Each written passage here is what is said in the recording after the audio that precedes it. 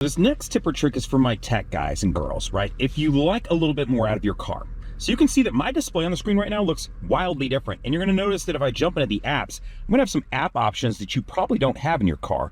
Things like, hey, why does he have YouTube and YouTube TV and YouTube Music and Prime Video? He's got Netflix, he can jump into that and be able to watch stuff. And I can watch this whether I'm sitting still or I'm driving. Right, so if you're taking a long road trip and you got somebody in the car with you, or your kids in the car and you're like, it'd be cool if I could just put something on and we could drive and I can listen and they can watch.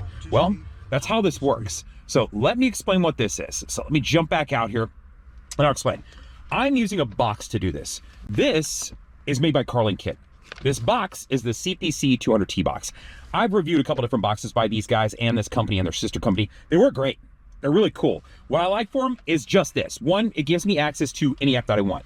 The way it works is this box plugs in like you would plug in for Apple CarPlay or Android Auto, and then you just have to give it data. You can either get a SIM card, or I just use my phone as a hotspot and allow it to connect to the data on my phone. From there, I can come in here, I could go to the Play Store, and I could download any app that I want.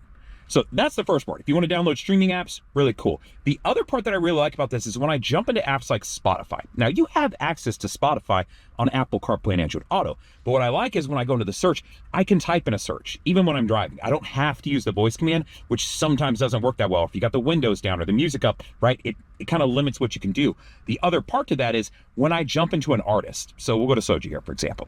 It gives me like the full version of the app. This is like if I pulled it up on my laptop or my phone, right? So I can see the songs I've already liked, their popular songs, their discography, artist picks, like all of this additional info that when you're in Apple CarPlay and Android Auto, it typically limits, right? It kind of cuts things down and it simplifies them. That's cool, but I don't need that simplification. I can work through this.